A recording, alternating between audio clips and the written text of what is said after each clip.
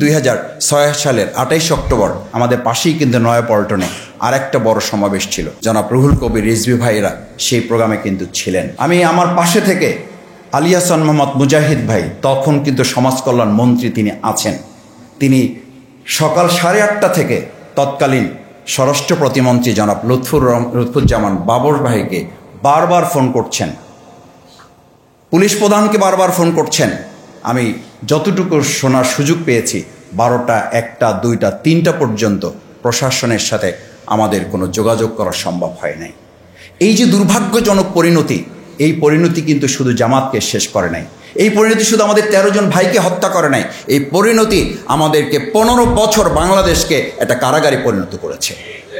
সুতরাং আমরা যদি আবার কেউ মনে করি যে ব্যক্তিগতভাবে শফিকুল ইসলাম মাসুদ শুধু জিতবে, ব্যক্তিগতভাবে শুধু সাদিক কায়েম জিতবে, ব্যক্তিগতভাবে শুধু আমাদের জনাব রুহুল কবির রিজভী ভাই জিততে চান, শুধু মুজিবুর রহমান মঞ্জু ভাই জিততে চান, শুধু আদিবরা জিততে চায়, তাহলে আমাদেরকে মনে করতে হবে ব্যক্তি জিতে যাবে, বাংলাদেশ হেরে যাবে। আর আমাদেরকে সিদ্ধান্ত নিতে হবে এবার ব্যক্তি হেরে গেলেও আমরা আমাদের বাংলাদেশকে বিজয় করে ছাড়ব। এই বিজয়ের দ্বার প্রান্তে পৌঁছার জন্য 2006 সালের 28 অক্টোবর আমাদের জন্য অনেক বড় একটা ইতিহাস। আসুন 2024 সালের এবং 2006 সালের এই যে পরম্পরার ঘটনা, এই প্রত্যেক ঘটনা আমাদের জন্য এক একটা শিক্ষা। সেই শিক্ষাকে সামনে রেখে আমি আদিব ভাইয়ের একটা কথা তিনি রেখে গেছেন, জামাত ইসলামী সেই -2 ফর্মুলায় কী ভূমিকা রেখেছে। আমাদের নেতৃবৃন্দকে গ্রেপ্তার করা হয়েছে, আমাদের নেতৃবৃন্দ শুধু গ্রেপ্তার করা হয় না, গ্রেপ্তার করে মগবাজার থেকে তাদের জায়গায় পৌঁছাতে 14 ঘন্টা সময় লেগেছে। রাজপথে মানুষ নেমে এসেছিল, পুলিশ বারবার বলছিল যে আমাদেরকে যদি ফায়ার করতে হয় আমরা ফায়ার করব, কিন্তু আপনারা সহযোগিতা করেন। লোকজন ফায়ারের মুখে থেকেছে, কিন্তু তাদেরকে রাস্তা তৈরি করে দেওয়ার একটা পর্যায়ে 14 ঘন্টা লেগেছে মগবাজার থেকে তাদের সংসদ ভবনে আসার জন্য। সুতরাং এই পরিস্থিতির মুখে জামাত ইসলামীকে সেদিন পড়তে হয়েছে। আমরা এই সমস্ত পরিস্থিতি মোকাবেলা করেছি। আমরা বলেছি রাজনীতির উপর আঘাত, রাজনৈতিক নেতৃবৃন্দের উপর আঘাত, বাংলাদেশের উপর আঘাতেরই সামিল। সুতরাং জাতীয় ঐক্যের এই প্রাচীর যদি নির্মাণ করা সেদিনও সম্ভব হতো, আমার মন বলে 15 বছর বাংলাদেশকে কারাগারে হয়তো পরিণত নাও করতে হইতে পারত।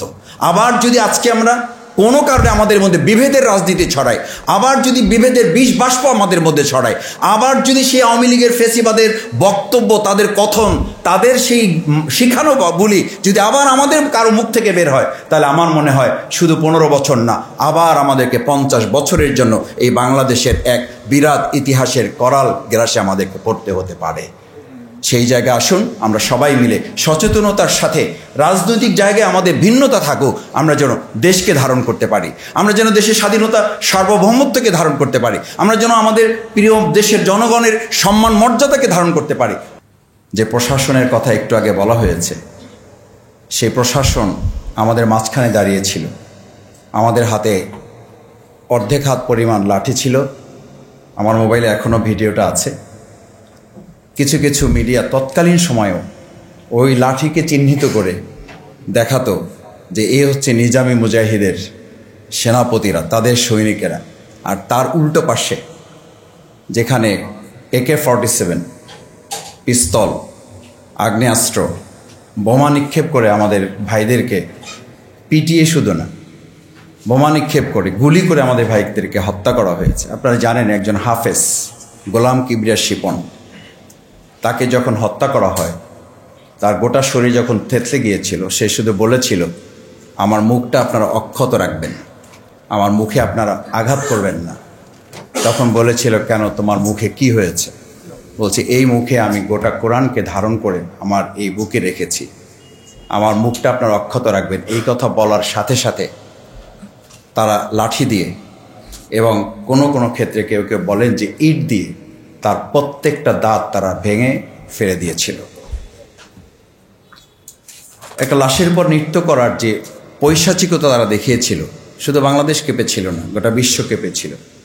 আসলে তারা সেদিন আমাদের লাশের উপরে নাচে নাই, আমাদের বাংলাদেশটাকে একটা মৃত্যুপুরী করে তার উপরে সেদিন তারা নেচেছিল। সেই আওয়ামী লীগ আজকে নতুন করে কেউ কেউ যখন আলাপ তোলেন, তখন আমাদেরকে বলতে হয়, এটা আমি অহংকার করে বলছি না, 2024 জুলাই আগস্টে ছাত্র জনতা সম্মিলিত প্রয়াসে আমাদের আওয়ামী লীগের থেকে এই দেশ জনগণের মুক্তি হয়েছে। আর 2006 সালের 28 অক্টোবর শুধুমাত্র বাংলাদেশ ইসলামী ছাত্র শিবির এবং জামাত নেতৃবৃন্দ দেশবাসীকে সাথে নিয়ে আমরা আওয়ামী লীগের বিরুদ্ধে সেদিন লড়াই করে 12 ঘন্টার যুদ্ধে আমরা সেদিন বিজয় অর্জন করেছি। সুতরাং আমি কথা বলছি এই কারণে যে আওয়ামী লীগ কেন এটা করেছিল। 2001 থেকে 2006 সাল পর্যন্ত 4 দলীয় জোট অত্যন্ত সুনামের সাথে কিছু ভুল ত্রুটি একটা সরকারের থাকে, সেই সব বাদ দিলে আমরা একটা সুন্দর রাষ্ট্র বিনির্মাণ করে সামনের দিকে রাষ্ট্রকে নিয়ে এগিয়ে নিয়ে যাওয়ার যখন কার্যক্রম চলমান ছিল, এবং এটা খুব একটা স্মরণ করার ব্যাপার যে 4 দলীয় জোট যখন প্রক্রিয়াগতভাবে গণতান্ত্রিক প্রক্রিয়ায় ক্ষমতা হস্তান্তরের জন্য দিনক্ষণ নির্ধারণ করার প্রক্রিয়া করেছে, সেই সময় আওয়ামী লীগ ঠিক করেছে গণতান্ত্রিক প্রক্রিয়া তাদের দরকার নেই। আমি একটা কথা মাঝে মধ্যে বলি, আওয়ামী লীগ হচ্ছে সেই দল যেই দল শুধুমাত্র ক্ষমতা গণতান্ত্রিক প্রক্রিয়ায় ছাড়ে যে না তা না, গণতান্ত্রিক প্রক্রিয়ায় কাউকে ক্ষমতা ছাড়তেও দেয় না, তার নাম হচ্ছে আওয়ামী লীগ। এবং ছাড়তে দেবে না বলেই তারা আমাদের বিরুদ্ধে সেদিন হামলা করে এই গণতান্ত্রিক প্রক্রিয়াটাকেই তারা ধ্বংস করার চেষ্টা করেছে এই জন্য তাদের মাথায় ছিল যদি আজকে গণতান্ত্রিক প্রক্রিয়ায় আমরা ক্ষমতা গ্রহণ করি বা এই ক্ষমতার পালাবদল হয়, তাহলে আমাদের ইতিহাসের পাতায় ক্ষমতা পরিবর্তনটাকে এই গণতান্ত্রিক প্রক্রিয়ায় নিতে হবে, এটা তারা চায় নাই। সেজন্য গণতান্ত্রিক প্রক্রিয়া ক্ষমতা পরিবর্তনটাকে তারা গ্রহণ করতে পারে নাই। দ্বিতীয় হচ্ছে, সম্মানিত সুধীমণ্ডলী, শিক্ষার্থীবৃন্দ, আপনাদের নিশ্চয়ই মনে থাকার কথা, সেদিন তারা হামলা করে আমাদের ঢাকাতেই শুধুমাত্র 13 জন ভাইকে শহীদ করেছে। গোটা দেশে 33 জন ভাই শহীদ হয়েছে, প্রায় 2.5 শতাধিক ভাই আহত এবং পঙ্গুত্ব বরণ করেছে। তাদের মূল লক্ষ্য আমাদের এই অচেনা ভাইদেরকে টার্গেট করে শহীদ করা না, তাদের টার্গেট ছিল যাদের কারণে সেই 4 দলীয় জোট সরকার সুনামের সাথে সামনে দিকে এগিয়ে গিয়েছিল। 2 জন মন্ত্রী সমাজ কল্যাণ, কৃষি এবং শিল্প মন্ত্রণালয় যারা দুর্নীতিমুক্তভাবে পরিচালনা করে সুখ্যাতি অর্জন করেছিলেন, তাদেরকে হত্যা করা ছিল তাদের লক্ষ্য।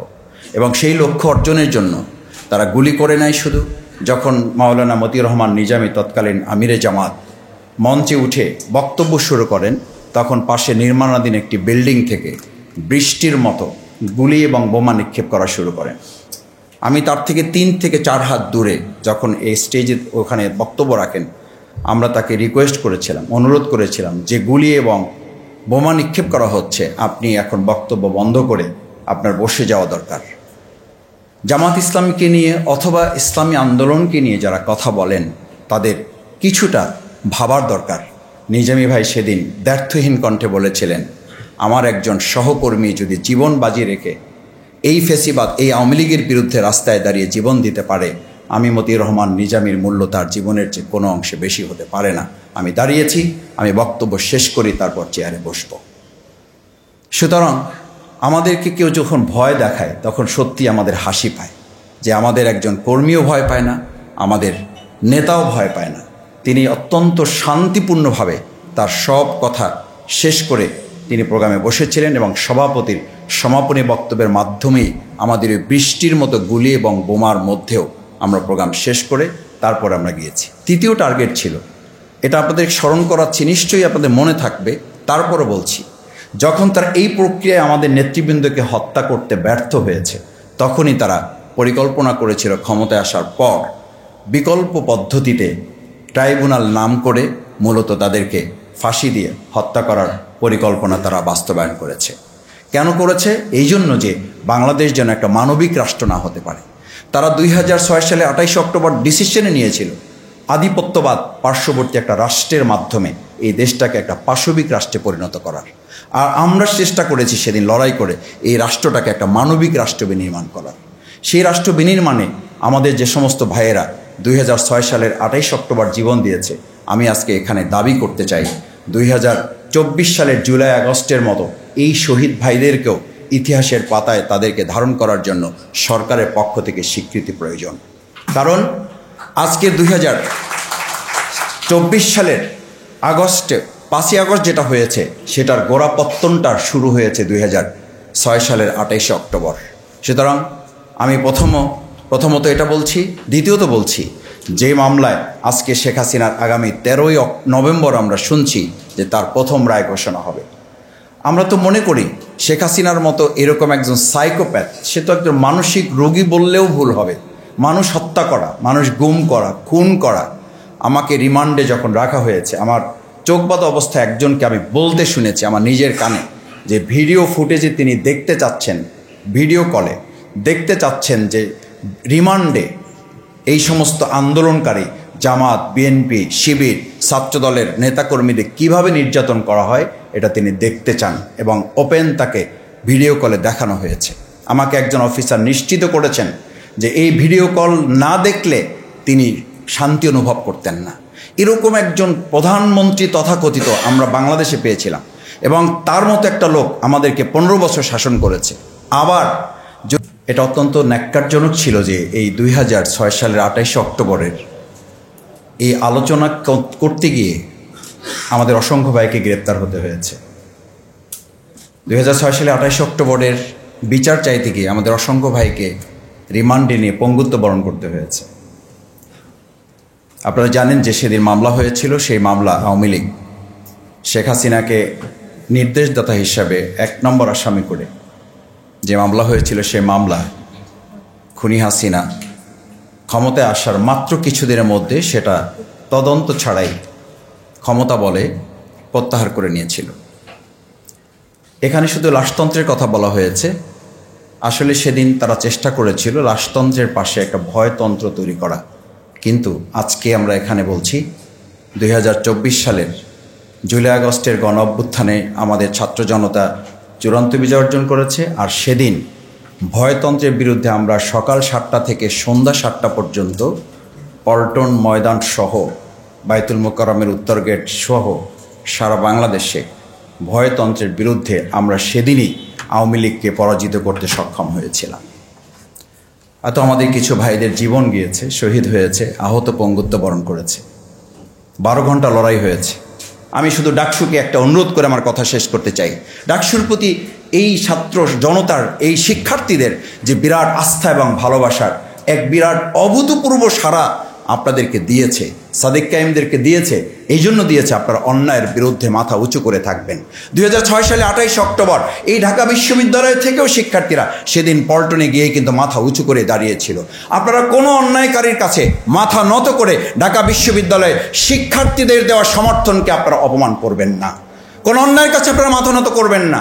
আমি দেখতে পাচ্ছি যখনই কোনো ভালো কাজ এই ডাকসু করার উদ্যোগ নিচ্ছে, ডানে বামে থেকে কেউ কেউ শিয়ালের মতো হুক্কা হুয়া তুলে এই ভালো কাজগুলোকে আড়াল করার চেষ্টা করছেন। আমি বিশ্বাস করি শিক্ষার্থীরা সেদিন ডাকসু নির্বাচনে যেমন শীষাডালা প্রাচীর করে তুলে অন্যায়ের বিরুদ্ধে দাঁড়িয়েছিল, প্রত্যেকটি অন্যায়ের বিরুদ্ধে এই বিশ্ববিদ্যালয়ের শিক্ষার্থীরা দাঁড়িয়ে থেকে প্রত্যেকটা ন্যায়ের মানদণ্ড হিসাবে, প্ল্যাটফর্ম হিসাবে, একটা প্ল্যানভূমি হিসাবে এই ঢাকা বিশ্ববিদ্যালয় বাংলাদেশের জন্য মাইলফলক হবে। সেই প্রত্যাশা, সেই আহ্বান ডাকসুর প্রতি রেখে, শিক্ষার্থীদের প্রতি রেখে এবং আমার শ্রদ্ধাভাজন শিক্ষক মণ্ডলী যারা আছেন, আমরা সবাই মিলে আমাদের এই দেশটাকে গড়ে তুলব, সে আহ্বান জানিয়ে আমার কথা শেষ করছি।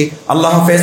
বাংলাদেশ জিন্দাবাদ, বাংলাদেশ জামাত ইসলামী জিন্দাবাদ। আজকের ডাকসু আয়োজন করেছে, ডাকসুকে আবারও কৃতজ্ঞতা, অভিনন্দন জানিয়ে আমার কথা শেষ করছি।